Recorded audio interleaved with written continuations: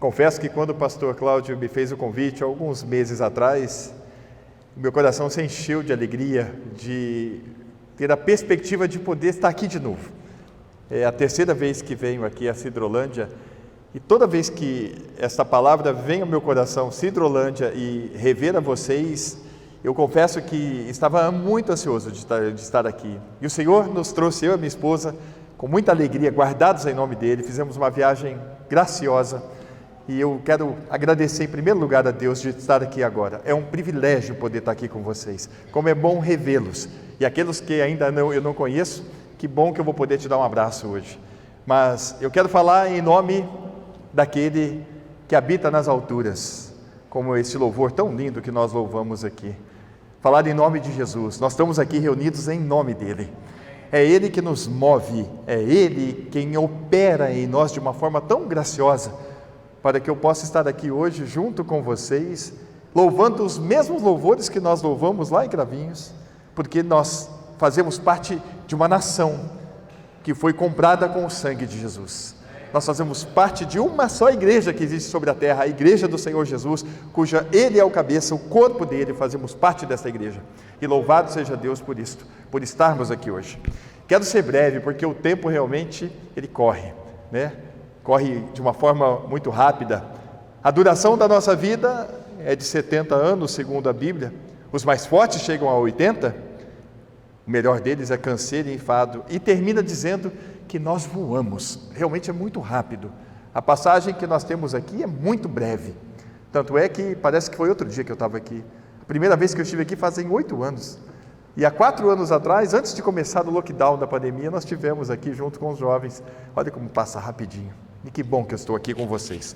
Eu quero, amados, compartilhar com vocês um texto que salta ao meu coração. Na primeira carta aos Coríntios, no capítulo 2. Primeira carta aos Coríntios, capítulo 2, os versículos de 1 a 5.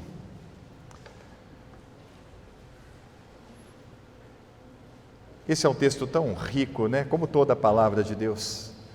Mas parece que todas as vezes que nós estamos lendo algo em especial, ele se torna tão precioso, tão rico para nós. Está assim escrito: E eu, irmãos, quando fui ter convosco, anunciando-vos o testemunho de Deus, não fui com sublimidade de palavras ou de sabedoria, porque nada me propus saber entre vós, senão a Jesus Cristo e este crucificado. E eu tive convosco em fraqueza, em temor e em grande tremor. A minha palavra e a minha pregação não consistiu em palavras persuasivas de sabedoria humana, mas em demonstração de espírito e de poder, para que a vossa fé não se apoiasse em sabedoria dos homens, mas no poder de Deus. Oh, meu Deus, muito obrigado por estar aqui reunidos com os meus amados irmãos. Obrigado por nos trazer guardados em Teu nome nesta viagem. Obrigado pela Tua palavra que é a verdade, a Tua palavra que é vida, que é viva. E eu rogo agora, Papai, para que o Teu Espírito, de forma graciosa, ministre a Tua palavra a nós.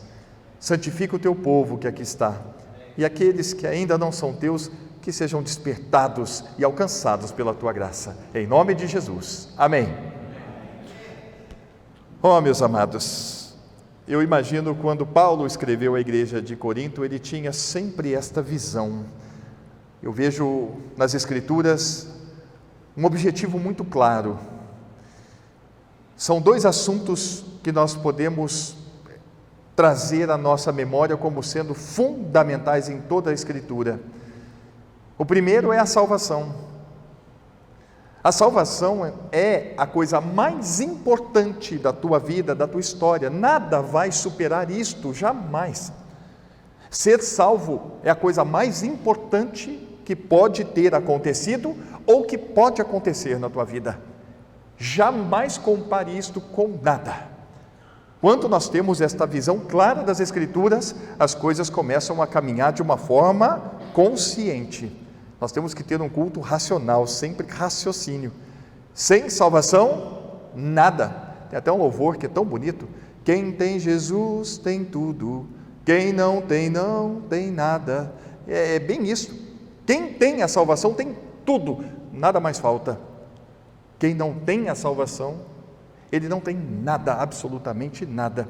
E um outro assunto que é tão importante para aqueles que estão salvos é o processo chamado de santificação. O nosso aperfeiçoamento desde que o Senhor nos resgatou das trevas e nos transportou para o reino do Filho do seu amor. E aqui o apóstolo Paulo, então, ele dá exatamente essa visão para nós. Olha, Coríntios, ou os amados que estão aqui em Sindrolândia, os que estão em Cravinhos, aonde quer que estejam aqueles que foram alcançados pela graça, nós precisamos ter um centro na nossa vida, é Cristo e este crucificado. Nada mais é tão importante para nós do que isto. Nós estamos falando de uma obra que os anjos atentam sobre ela, uma obra que foi anunciada por todos os profetas, uma obra que foi anunciada por Deus lá no Jardim do Éden a Adão, para que ninguém ficasse de fora desta obra. Tanto é que uma coisa que, quando a gente vai descobrindo, Aliás, tem um texto tão lindo: abre meus olhos, Senhor, para que eu contemple as maravilhas da Tua palavra, da Tua lei. A gente vê que Deus não deixou absolutamente ninguém de fora. Ele pregou o Evangelho lá a Adão, em Gênesis 3,15, está bem bonito lá, para que a gente veja como é que o Senhor falou sobre o resgate único que aconteceria no filho dele, quando ele falou: porém inimizade entre ti e a mulher, entre a tua descendência e a sua descendência, este te ferirá a cabeça e tu lhe ferirás o calcanhar. E isso se cumpriu lá no Calvário, foi ali que se cumpriu tudo isto. Interessante que lá no Jardim do Éden, pastor, olha que lindo isto, quando Adão e Eva fizeram as túnicas de folhas de figueira para encobrir a nudez, depois que o pecado tinha entrado neles e tinham separados de Deus já, o Senhor então ele vai fazer uma túnica com pele de animal. Houve um sacrifício lá no Jardim do Éden, e eu acredito, e tudo aponta para isto, que o animal sacrificado ali seria um cordeiro. Tanto é que Abel depois oferece um cordeiro a ele. Então são coisas que sempre a gente chama atenção para o assunto principal de toda a Bíblia. Não há outro, amado. Por isso que o apóstolo Paulo disse: espera aí, mas eu preciso que vocês tenham a fé de vocês baseadas na palavra de Deus. Por isso que ele fala aqui no versículo 5 da primeira carta aos Coríntios, capítulo 2, para que a vossa fé não se apoiasse em sabedoria dos homens, mas no poder de Deus. Meus amados, a palavra de Deus, é até difícil para a gente falar quão grande ela é. E uma coisa que eu aprendi não faz muito tempo não, até que foi com uma moça chamada Aline. Ela tem um canal no YouTube, chama Israel com Aline. Eu gosto muito de ouvi-la, é uma menina bacana. Ela fala sobre Israel, ela habita lá, ela mora em Jerusalém. E uma vez ela estava falando sobre o tabernáculo, que é um assunto tremendo. Se você gosta da Bíblia, da leitura da Bíblia, não existe nenhum outro conteúdo maior nas Escrituras do que o tabernáculo. O tabernáculo reúne o maior número de versículos a respeito dele. Não há outro assunto que seja maior na Bíblia do que o tabernáculo de Deus. E é lindo isto.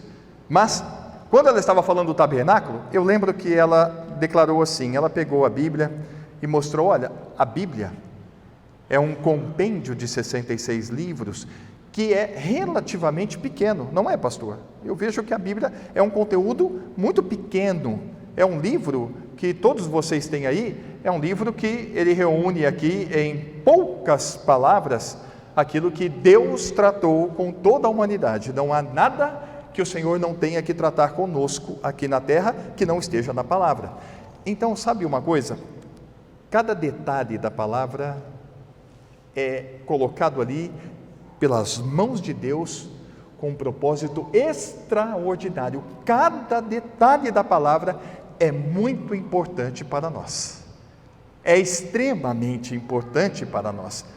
Aliás, sabe quando Paulo falou a Timóteo, olha que lindo que ele fala na segunda carta a Timóteo, no capítulo 3, versículo 16, e eu tenho aqui a versão João Ferreira de Almeida, revista e corrigida, mas eu gosto também de ler a versão King James, é uma versão que eu gosto de tê-la para que eu possa verificar um outro aspecto da palavra sem perder o sentido. Mas aqui diz assim: toda a Escritura divinamente inspirada é proveitosa para ensinar, para redarguir, para corrigir, para instruir em justiça, E ainda fala mais: para que o homem de Deus seja perfeito e perfeitamente instruído para toda boa obra.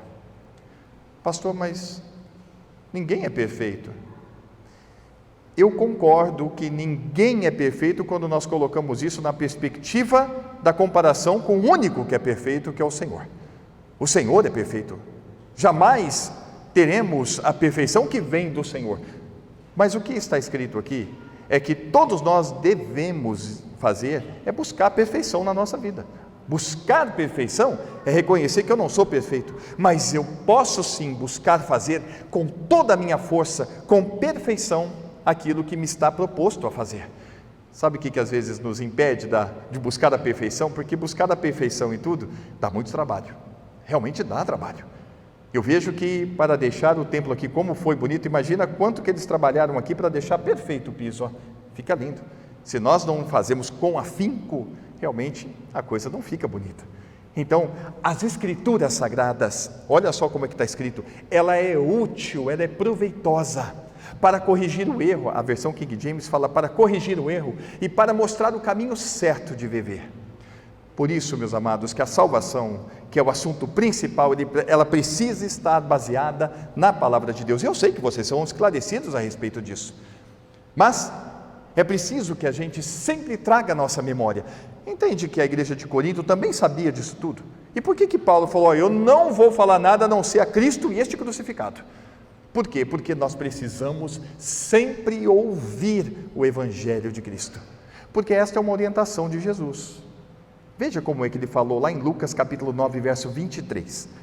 Veja o que Jesus falou, é importante que a gente ouça ele. E dizia a todos: se alguém quer vir após mim, negue-se a si mesmo, tome dia a dia a sua cruz e siga-me. Veja que Cristo e este crucificado, ele mesmo declarou ali que era preciso que nós estivéssemos com a nossa consciência dia a dia, a nossa consciência plena nesta obra. Por isso, meus amados, eu gostaria de lembrar que a fé é aquilo que diferencia um ser humano de outro aqui na terra. Porque você concorda comigo? Você deve conhecer muitas pessoas que têm um conhecimento bíblico profundo. Eu conheço muitas pessoas que têm um conhecimento bíblico muito apurado. Realmente são doutores, são mestres na palavra de Deus em termos de conhecimento bíblico. Só que sem fé, muitas pessoas podem ter um conhecimento tremendo das Escrituras, mas podem passar longe de ter uma experiência real de novo nascimento. Sabe que o apóstolo Paulo falou a respeito disso, quando ele pediu oração a Deus por Israel? Está lá em Romanos capítulo 10, versos 1 e 2, ele declarou assim: irmãos, eu peço a Deus, deixa eu ler aqui para não ser impreciso, o bom desejo do meu coração e a oração a Deus por Israel é para a sua salvação, porque lhes dou testemunho de que tem zelo de Deus, mas não tem entendimento. Porquanto, não conhecendo a justiça de Deus e procurando estabelecer a sua própria justiça, não se sujeitaram à justiça de Deus. Quando nós, por exemplo, temos clareza sobre o novo nascimento, quando nós sabemos, por exemplo, nas Escrituras, que a única forma de nascer de novo, bem clara nas Escrituras, está registrada na segunda carta aos Coríntios, capítulo 5, verso 17. Eu quero ser enfático nisso, porque este é o assunto principal da tua vida e da tua história. 2 Coríntios capítulo 5, verso 17, como está escrito aí? Assim, que se alguém está em Cristo, é uma nova criatura. As coisas velhas já passaram, eis que tudo se fez novo. Vamos raciocinar. Qual é a condição então que a Bíblia coloca para que todo aquele que queira ser salvo, seja salvo? É preciso estar em Cristo. Essa é a condição bíblica. Ela vai muito em oposição a tantos evangelhos que são pregados aí, que o apóstolo Paulo até já disse isso, dizendo, olha, eu fico maravilhado de que vocês tenham passado para outro evangelho, o qual não há outro. Então é preciso ter clareza sobre isto. Me perdoe a chateza, mas é importantíssimo, e eu sei que vocês sabem disso, mas é tão importante para nós termos segurança porque é preciso que a gente esteja sempre pregando o Evangelho de Cristo. A grande pergunta, e já foi louvado aqui, como estar em Cristo para ser uma nova criatura? É para que a vossa fé esteja baseada na palavra de Deus. Como estar em Cristo? Como é que faz para estar em Cristo? Só tem uma maneira, meus amados. E aqui eu sempre vi um jogo de promessas. Como é que o pecado entrou no mundo? Quando Adão creu na promessa do diabo, ou quando Adão não creu naquilo que Deus falou. Deus disse: certamente morrerás se comeres da árvore do bem, da ciência do bem e do mal. Então, através de uma promessa, o pecado entrou dentro da humanidade, passou a todos.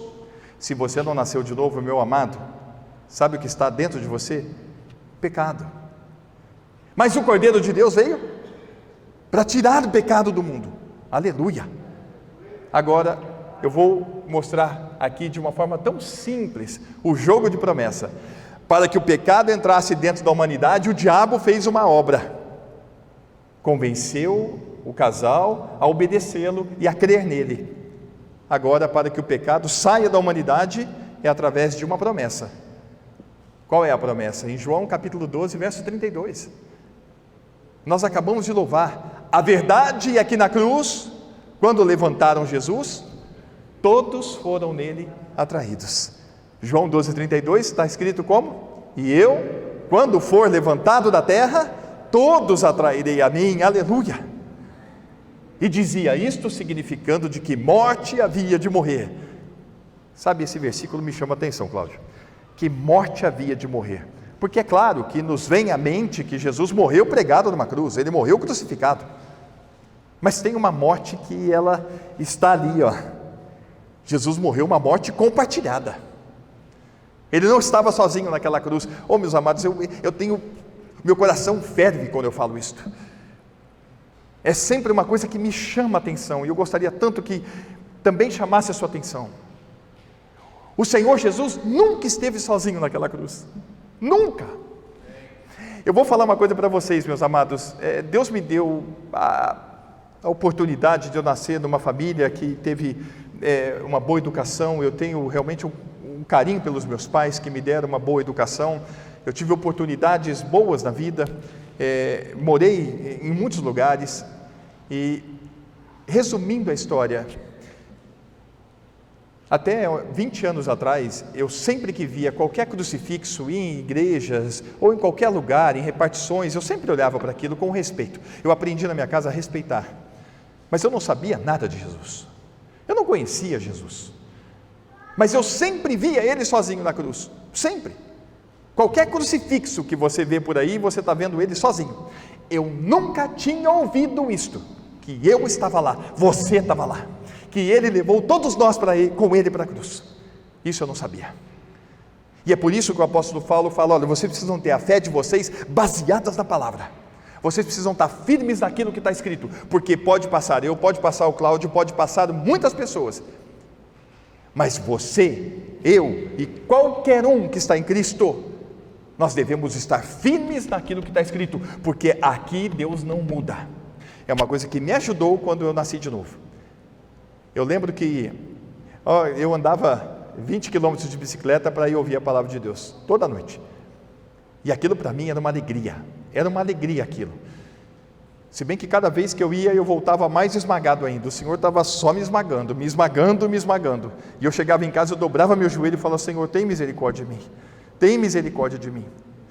E aí um dia eu acordei, a primeira coisa que eu ouvi, eu estava na minha cama, eu vi a Bíblia, na minha frente. E eu olhei e parece que o Senhor estava falando comigo, mas calma, não entra nisso não, porque tem gente que fala: o Senhor falou comigo. Ele fala comigo é pela palavra, então precisamos tomar cuidado. Mas eu olhei para aquilo e falei: amanhã eu vou acordar, a Bíblia vai estar do mesmo jeito. Depois de amanhã eu vou acordar, ela vai estar do mesmo jeito.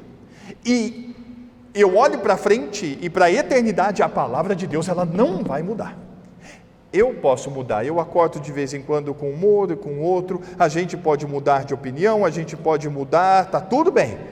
Deus não muda. O que Ele já fez, é irrevogável. Jesus consumou a obra da salvação e não há absolutamente nada que possa mudar isto. Por isso que você pode crer. Por isso que você pode basear a tua fé na palavra de Deus. Aliás, a fé é na palavra. Só tem uma diferença que tem, por exemplo, quando eu conheço João 12:32 e quando Deus me faz crer em João 12:32. Todos podem conhecer João 12:32. Todos podem dizer: eu fui crucificado com Cristo, eu morri com Cristo, eu fui sepultado com Cristo e ressuscitado com Cristo. Amém? Agora só tem uma coisa que falta: sem a fé, isto jamais será uma experiência real com Cristo Jesus. A fé é o divino que vem e age em você, para que nunca mais você tenha dúvidas nenhuma de que o Senhor te fez nascer de novo. Fé é o firme fundamento, é convicção daquilo que está escrito. Quando Deus dá fé, meu amado, nunca mais, absolutamente, nunca mais, você deixará de crer. Deus é um Deus todo-poderoso, que tem alcançado muitas pessoas para a glória dEle. E nós estamos aqui apenas juntos, somos um só corpo aqui, enchidos do Espírito Santo para que outros também sejam alcançados. Eu sei que tem muito povo aqui, oh aleluia, tem muito povo nessa cidade, tenho certeza que aqui muitos chegarão ainda. Sabe o que é uma coisa que pode fazer toda a diferença nas nossas vidas, para que faça a diferença na vida dos outros? É que aquilo que o apóstolo Paulo declarou em Gálatas 6, de 14 a 17, gostaria que a gente lesse aqui. Isso pode fazer uma diferença tremenda das nossas vidas, para que outros também sejam alcançados. Mas longe esteja de mim gloriar-me, a não ser na cruz do nosso Senhor Jesus Cristo, pelo qual o mundo está crucificado para mim, e eu para o mundo. Porque em Cristo Jesus, nem a circuncisão, nem a incircuncisão tem virtude alguma, mas sim o ser uma nova criatura. E a todos quanto andarem conforme esta regra, paz e misericórdia sobre eles e sobre o Israel de Deus. Desde agora ninguém me inquiete, porque eu trago no meu corpo as marcas do Senhor Jesus. Como isso é profundo, gente. Quais são as marcas que nós trazemos? Aqui, entendo eu, de forma até teológica, que o apóstolo Paulo, ele poderia falar isso com uma propriedade muito grande, porque realmente o corpo dele trazia marcas profundas. A começar pela visão, o olho que ele teve, tudo indica que ele teve um problema com o olho, que até aos Gálatas ele falou: eu sei que se vocês pudessem, vocês arrancariam o olho e me dariam. Provavelmente a teologia mostra que foi até no caminho de Damasco que houve aquele problema no olho, mas eu não sei. Eu só sei que aquele homem, com certeza, tinha muitas cicatrizes no corpo. Alguém aqui já foi açoitado? Já levou uma varada bem forte nas costas? Eu nunca tive isso. Meu pai não foi uma pessoa violenta, mas talvez alguns de vocês aqui possa ter tido essa experiência que eu sei, tenho certeza, que ela não é nada agradável. Eu já levei na rua, brincando com meus amigos, eu lembro disso, alguma varadinha que saltava um vergão. Você já imaginou receber 39 chibatadas? Eram 40 menos uma, o açoite. O apóstolo Paulo, lá na segunda carta aos Coríntios, capítulo 11, ele dá um relato ali de tudo que ele passou. Então eu imagino que o corpo dele estava muito marcado. Mas não é essa marca que eu quero falar com vocês, não. Agora vamos falar conosco. Qual é a marca que nós devemos ter? Qual é a marca que uma nova criatura tem? Vamos lembrar que a nova criatura é aquela que creu que foi atraída por Jesus. Ela creu na palavra de Deus que diz, Romanos 6,6, que nós fomos crucificados com Cristo, com qual propósito? Para destruir o corpo do pecado. Está bem claro nas Escrituras. Vamos ler? Eu gosto de ler para que a nossa fé esteja baseada na palavra. Eu sei que vocês conhecem. É claro que vocês conhecem. Todos nós conhecemos. Mas é bom que a gente traga sempre a memória, né? Aliás, tem uma coisa que eu sempre fico pensando. A ceia, qual é o motivo da ceia? O motivo central da ceia que nós celebramos? Trazer a memória. Faça isto em memória de mim. Não esqueçam, anunciem a minha morte e a sua morte, a minha morte com ele. Então é para que a gente lembre, sabendo isto, que o nosso homem velho foi com ele crucificado. Qual o propósito? Para que o corpo do pecado seja destruído, para que não sirvamos ao pecado como escravos. E o versículo seguinte, do versículo 7, porquanto quem morreu está justificado do pecado. O versículo 8 fala, ora, se já morremos com Cristo, cremos que também com Ele viveremos. Oh, meu amado, nós temos que estar tão firme nisto, e só Deus é quem nos firma nisto. É Ele que nos dá a fé para falar, é aqui que eu estou. Por que você é nova criatura? Porque está escrito.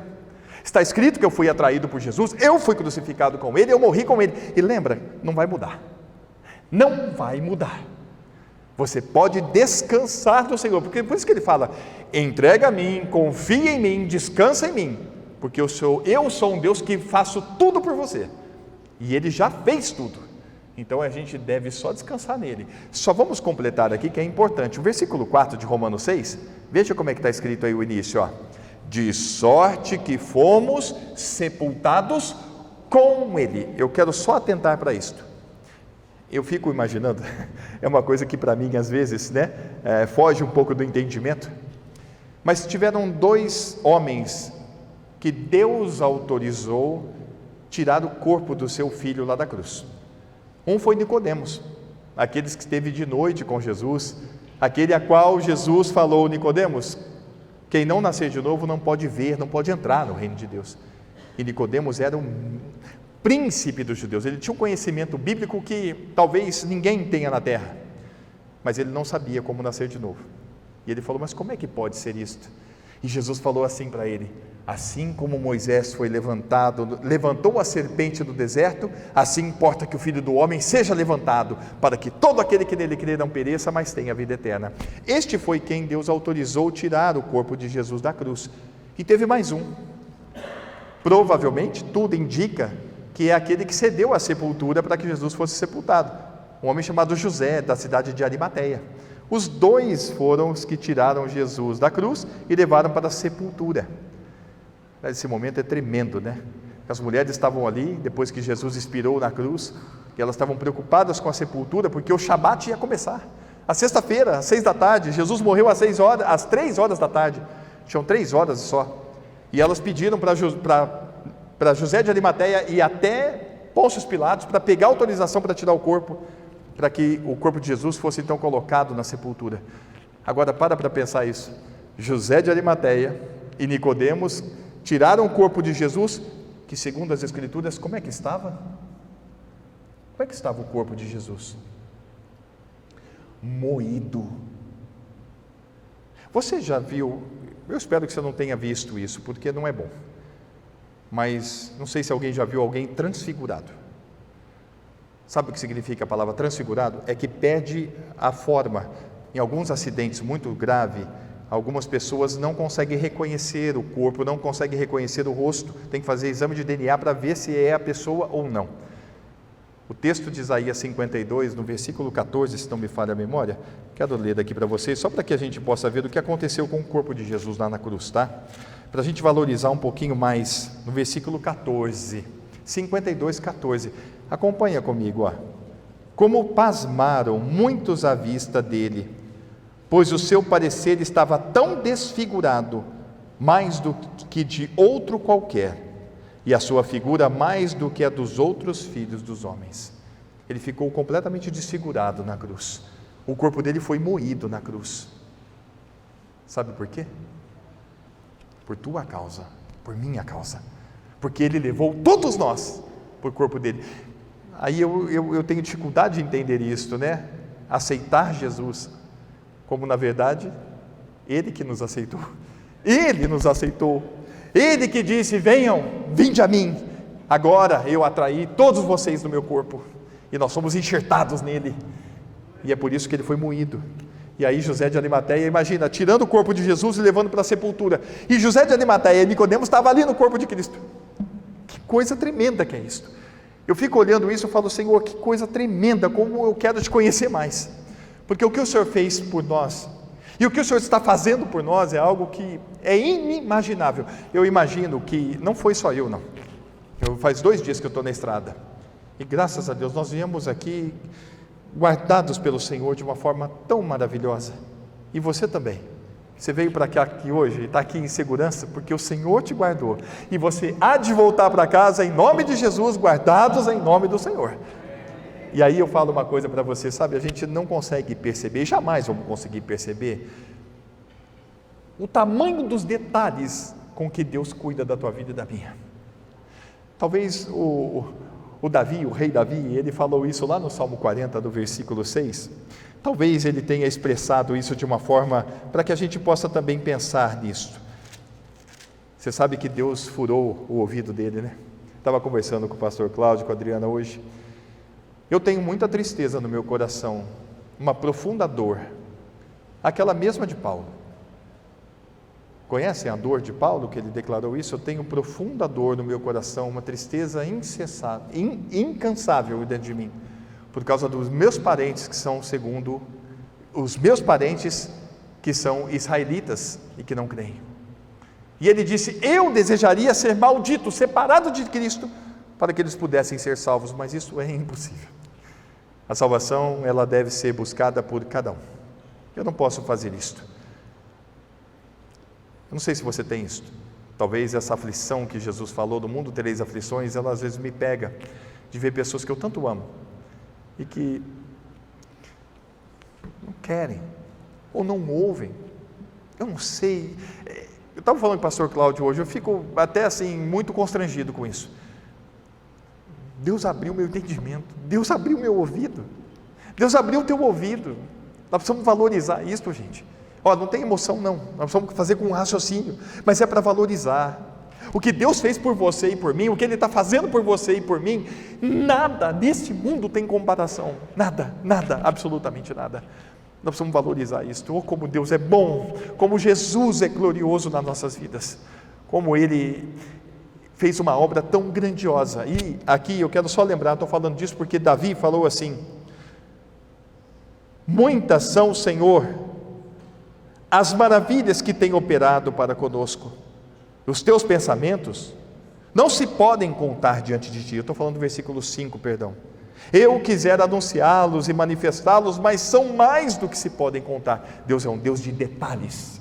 Ele é um Deus de detalhes das nossas vidas. E aí ele conclui no versículo 6: sacrifício e oferta não quiseste, o meu ouvido abriu ou furou. E eu sou muito grato a Deus, porque Ele abriu meu ouvido. Porque às vezes eu olho e falo: por que não abriu o do outro? Será que eu quis mais do que o outro? Pode ser. Para mim é um grande mistério. Só tem um milagre que eu encontro na Bíblia. Digo de coração. Esse milagre chama novo nascimento. Esse é o milagre que Deus quer operar na vida de todo ser humano. Qual é a vontade de Deus? Ele quer que todos sejam salvos e venham ao pleno conhecimento da verdade. E a verdade é esta: se Deus não abriu o entendimento, aqui fala que abriu o ouvido. Sabe, teve uma moça chamada Lídia, vendedora de púrpura da cidade de Tiatira, que ela era uma serva de Deus. Mas quando Paulo chegou lá em Tiatira, ela estava na hora da oração, ela participava das orações, ela estava ali. Deixa eu ler isso para vocês, está em Atos 18, 16, perdão, obrigado pastor. É tão lindo isso, porque ali, Davi falou que furou o ouvido, mas aqui no versículo 14, Atos 16, 14, uma certa mulher chamada Lídia, vendedora de púrpura da cidade de Tiatira, e que servia a Deus, nos ouvia, e o Senhor lhe abriu o coração, para que estivesse atenta ao que Paulo dizia. Sabe o que aconteceu quando Deus tocou nela, quando a palavra dele entrou dentro dela, porque ele assim fez, ele fez, quando Deus revelou o novo nascimento a ela, foi aí que ela creu. Olha o versículo seguinte: e depois que foi batizada, então, de acordo com aquilo que Jesus falou, ide por todo mundo, pregue o evangelho a toda criatura, quem crer e for batizado será salvo. Primeiro é preciso crer no evangelho, primeiro é preciso participar ou ser batizado com um certo batismo. Lucas 12, 50, o dia que eu vi isso, eu falei: opa, ali tem algo que a gente precisa ter atenção. Lucas 12:50, veja como está escrito aí. Quando Jesus falou isso, ele falou: olha, vocês precisam conhecer as Escrituras. A fé de vocês tem que estar baseada no que está escrito. Olha o que está escrito. Lucas capítulo 12, no versículo 50. Importa, porém, que seja batizado com um certo batismo, e como me angustio até que venha a cumprir-se. Meus amados, nós não podemos ignorar isto. Paulo falou que nós não podemos ignorar esse batismo. Qual é o batismo que salva? É o de Romanos 6,3. E ele disse: a gente não pode ignorar isso. Ou não sabeis, ou ignorais, que todos quantos fomos batizados em Cristo Jesus, fomos batizados na sua morte? Esse é o batismo. Você já morreu? Aleluia! Se você morreu, dá glórias a Deus e continua crendo: eu morri com Jesus. Aliás, continua confessando isso: eu estou crucificado com Cristo, logo não sou eu quem vivo, Cristo vive em mim. Com experiência, com consciência e com racionalidade, raciocínio. Está escrito, eu creio e não vou mudar. Por quê? Porque Deus não muda. É difícil quando a gente vê pessoas mudando. Muda do Evangelho. E eu tenho certeza que o Senhor, Ele comprou e comprou, e há de comprar tantos seres humanos para que eles não mudem. E eles não vão mudar, porque Deus disse assim: uma vez na minha mão. Como é que Ele disse? Uma vez na minha mão, ninguém arrebata. Não é isso que está escrito em João capítulo 10, no versículo 28? No versículo 27 ele diz assim: as minhas ovelhas ouvem a minha voz, eu as conheço, elas me seguem, e dou-lhes a vida eterna, e nunca hão de perecer, e ninguém as arrebatará da minha mão. Então o Senhor, quando Ele faz esta obra e te dá fé, meu amado, de uma vez por todas você será dele, para a glória dele. Aliás, essa é a segurança que nós temos nele. Glórias a Deus por isso. Ninguém pode alterar o status que Deus coloca. Deus é o único que transforma pecador em santo, amado. Deus é o único que troca a vida do ser humano. Deus é o único que troca o coração. Como que Ele faz isso? Quando Ele te batiza na morte no corpo de Cristo. É interessante o texto, né? Todos quantos fomos batizados na morte. Espera aí, fomos batizados? Alguém batizou. Quem é que batiza? É Deus. É Deus quem nos batiza na morte. É Ele quem, através do seu Espírito, abre o entendimento, ou como Ele fez aqui com Lídia, abre o coração, a palavra entra dentro de nós, e aí Ele faz com que essa realidade seja instalada dentro de nós, para nunca mais voltar. É por isso que a nossa fé tem que estar baseada na palavra de Deus, e não na sabedoria de homem. Por isso que nós temos que ter atenção em cada versículo, porque como eu comentei com vocês, a palavra de Deus, cada detalhe dela é tremendo. Se nós tivermos o desejo de conhecer cada vez mais Jesus, aliás, Pedro termina a segunda carta dele dizendo isso, como se ele estivesse dizendo assim: meus irmãos, tem um desejo pela palavra de Deus. Ele termina dizendo assim, antes, crescei na graça e no conhecimento do nosso Senhor e Salvador Jesus Cristo. Quem é o conhecimento de Jesus? É a palavra, Ele é o verbo vivo. Então cada detalhe das Escrituras vão sendo agora tremendos na minha vida e na sua, e eu espero que vocês todos estejam sempre sedentos pela palavra, que realmente quando vocês vêm aqui a este local, e eu gosto de falar uma coisa a respeito do local, sabe, pastor?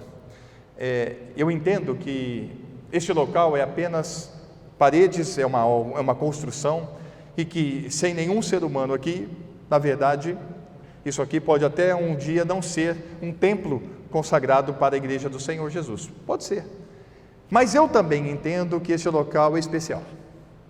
Este local é muito especial, e eu sei que vocês cuidam daqui com muito carinho, e devem ser assim mesmo, porque a igreja se reúne aqui neste local para adorar, para louvar, para conhecer e para pregar o Evangelho de Cristo, crescer na graça e no conhecimento de Jesus. Olha quantos de vocês estão aqui hoje, e em nome de Jesus, como isto vai aumentar, em nome de Jesus, porque é assim que nós trabalhamos, é para isto.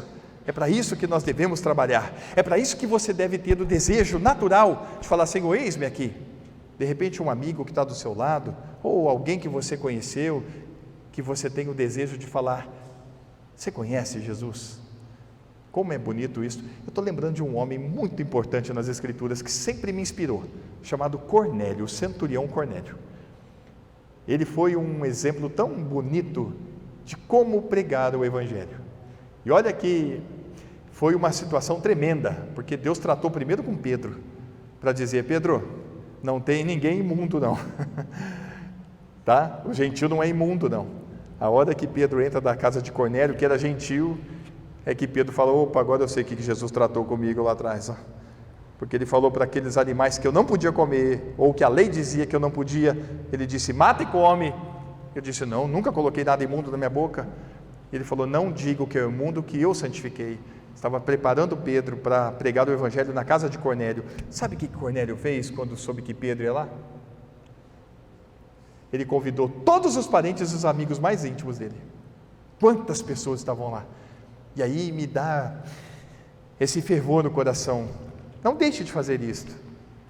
Talvez você esteja aqui hoje porque alguém te convidou. Alguém um dia te convidou.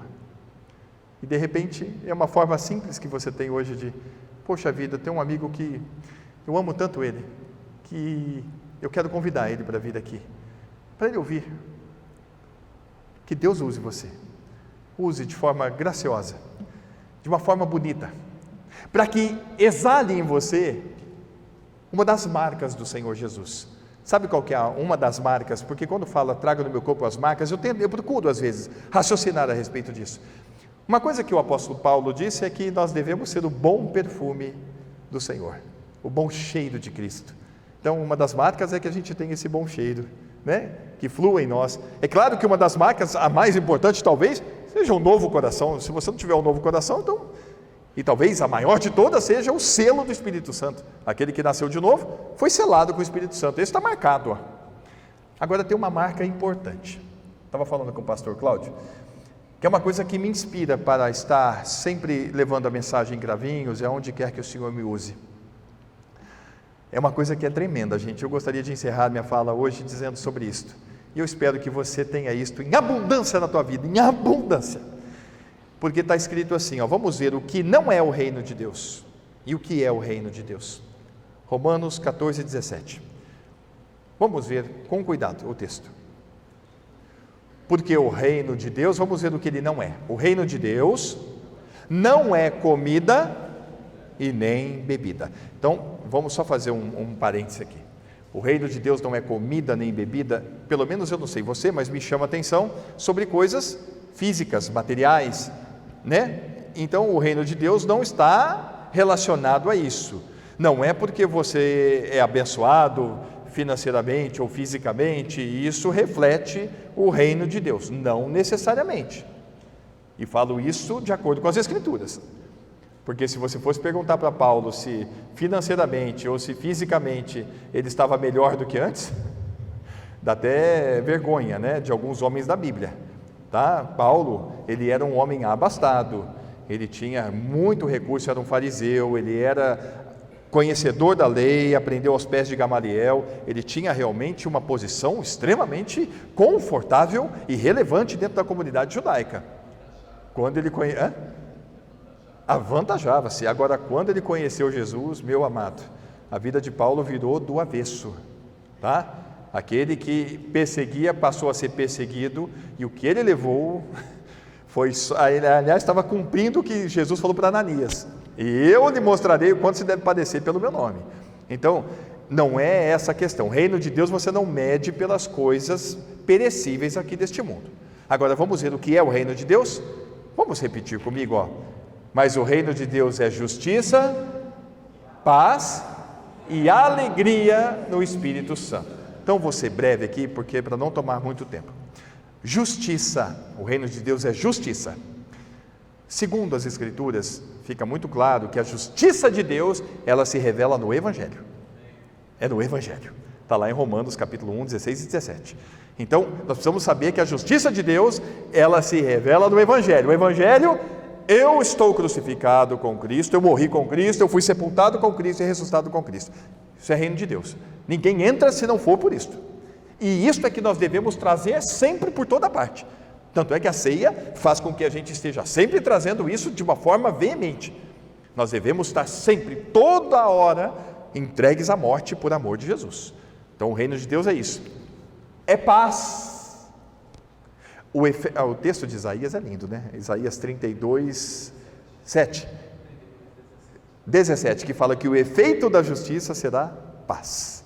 Então o efeito do evangelho na nossa vida é paz com Deus. Romanos 5:1 também fala isso. Sendo, pois, justificados pela fé, temos paz com Deus por nosso Senhor Jesus Cristo. Estou em paz com Deus. Isso não quer dizer que nós estamos em paz com todos, mas é importante dizer que o autor aos Hebreus declarou em Hebreus capítulo 12, no versículo 14: segui a paz com todos e a santificação, sem a qual ninguém verá o Senhor. Então deve ser uma busca daquele que nasceu de novo, viver em paz com as pessoas. Por favor, isso deve ser algo muito levado a sério. Ou até Romanos está dizendo: quanto tiver em vós, tendes paz um com o outro. Então essa história de ter problema, eu vou dizer uma coisa para você de todo o coração, com amor mesmo. Resolva teus problemas, por favor. E não deixe para amanhã não, resolva, tá? Não ande assim, porque a gente precisa tentar, gente. Nós agora temos o príncipe da paz vivendo em nós. O Senhor nos deu a paz com Ele. Então agora eu fui capacitado plenamente para pedir perdão e para viver em paz com as pessoas. Resolva teus problemas que você vai andar bem. Então o reino de Deus é justiça, paz e... agora que eu quero falar da alegria. Essa deve ser uma marca tremenda na nossa vida. Um povo alegre, gente. Como que eu não vou ser alegre? Como que eu não vou ser alegre se eu acordo todo dia e falo: eu sou um bendito do Senhor, o Senhor me salvou, Ele me livrou do inferno e do lago de fogo. Isso deve ser a fonte da minha alegria todos os dias, para que a murmuração passe longe da minha vida. Como que eu vou murmurar? Ai de mim se murmurar. Outro dia o pastor Cláudio estava falando aqui sobre Paulo, quando falou: ai de mim se não pregar o evangelho. E eu tenho a mesma visão. Ele não estava falando daquilo com peso em cima dele. Ele estava falando: olha, a minha consciência fala, se eu não pregar o evangelho, qual é o sentido da minha vida? Eu tenho que pregar o evangelho como um testemunho daquilo que Deus fez por mim. Meu Deus, não tem nada mais importante na minha vida. O que pode ser mais importante do que o novo nascimento? Diz para mim, coloca numa balança. Você trocaria o novo nascimento por uma família muito abençoada, por uma vida abastada, por ter tudo aqui neste mundo? Você trocaria? Eu acho que em sã consciência nenhum de nós aqui faria isso. Pelo contrário, o Senhor falou: você tem que deixar tudo para ganhar o que é mais valioso. Só que o mais valioso aqui não tem valor nenhum. O mundo não dá valor para isso. Mas nós que estamos em Cristo devemos dar muito valor. Então, meu amado, eu quero trazer só mais 2 textos para você ver o que é a alegria do Espírito Santo, o que ela causa na tua vida e na minha vida. O primeiro está em Provérbios, capítulo 17, versículo 22. Nós vivemos um mundo onde a doença, ela reina aqui. E está aumentando, gente, vocês estão vendo, tá? Nós estamos vivendo realmente tempos onde as pestes aí vão crescer.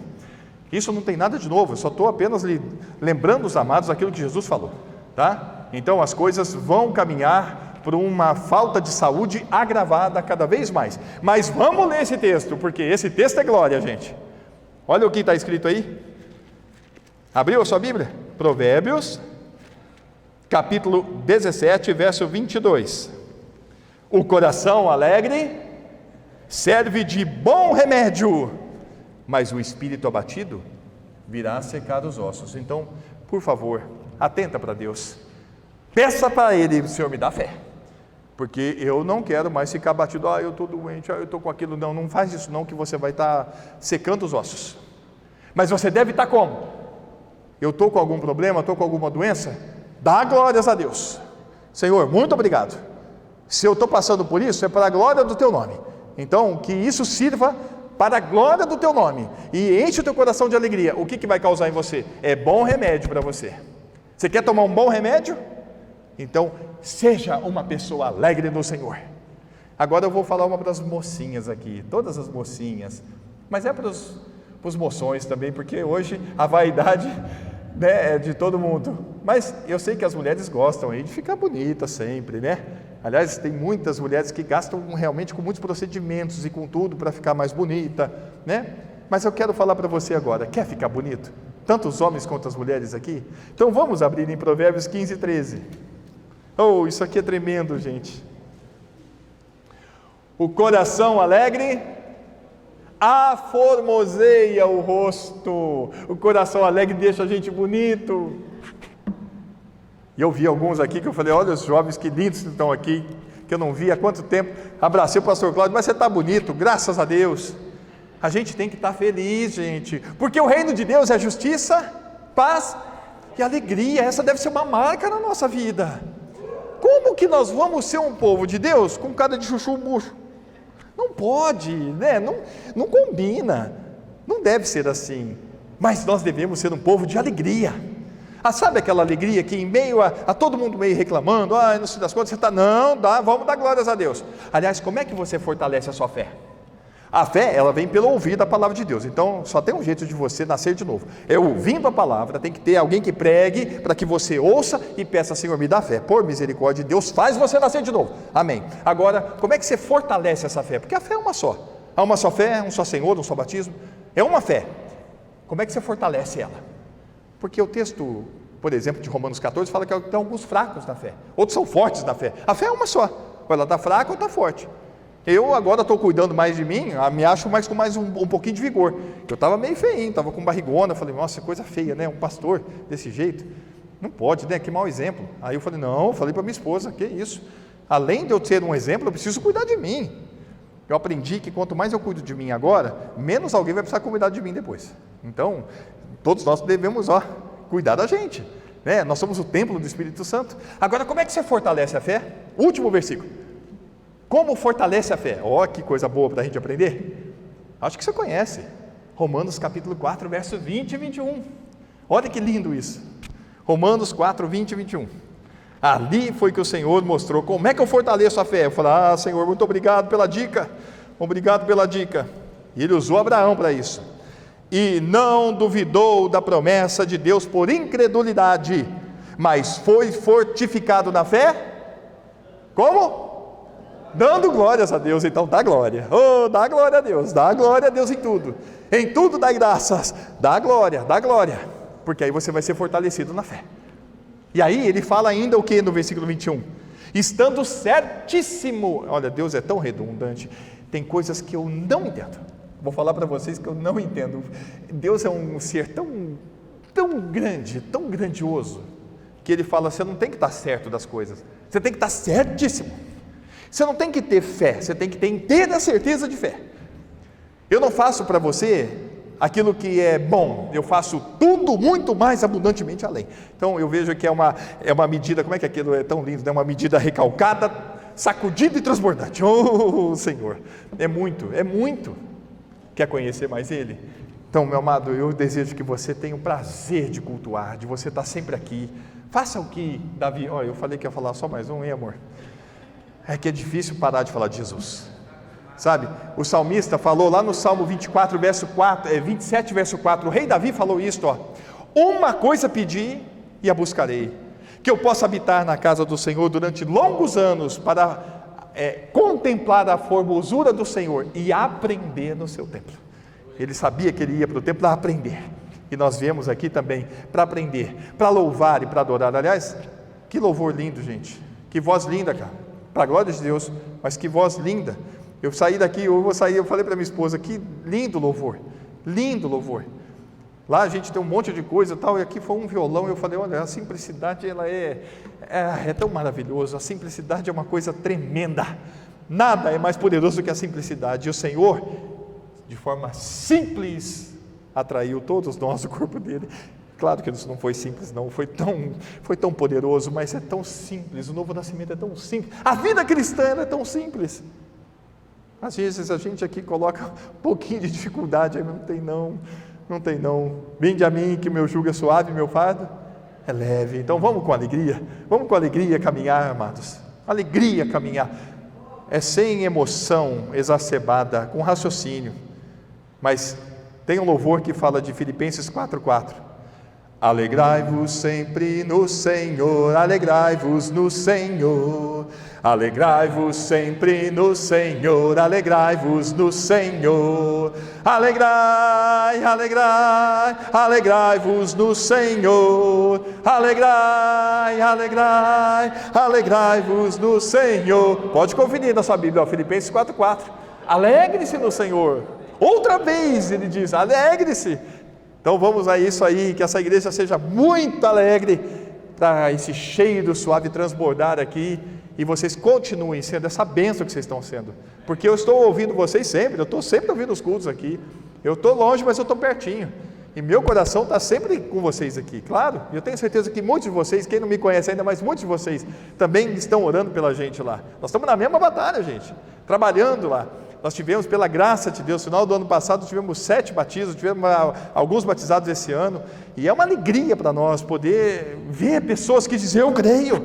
Estão lá jovens, adultos, pessoas já com idade, todas, o Senhor alcançando tantos amados. Amém? Amém. Pastor, muito obrigado, desculpa eu falar muito. Aí para orar? Vamos orar então? Papai, muito obrigado por esta bênção gloriosa que o Senhor concedeu a todos nós aqui nesta noite, de podermos ouvir um pouco mais da Tua Palavra, podemos anunciar que Jesus nos atraiu em Seu corpo lá na cruz, que nós morremos com Ele e fomos ressuscitados com Ele. Obrigado por ter erguido nossas vidas nos lugares celestiais em Cristo Jesus.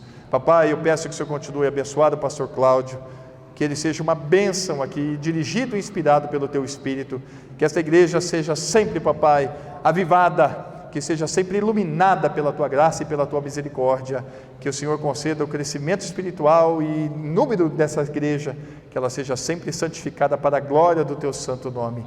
Papai, muito obrigado por ter nos trazido aqui, eu estou muito agradecido, papai, por este momento, e rogo a Ti, que o Senhor abençoe este congresso que nós vamos ter, que o Senhor nos use ali junto com aqueles amados, que Teu Espírito de forma maravilhosa e poderosa santifique os Teus filhos que lá estão, que o Senhor ilumine a todos e alcance aqueles que ainda não são Teus, papai, por misericórdia. E é no nome do Seu amado Filho Jesus Cristo que nós oramos agradecidos. Amém.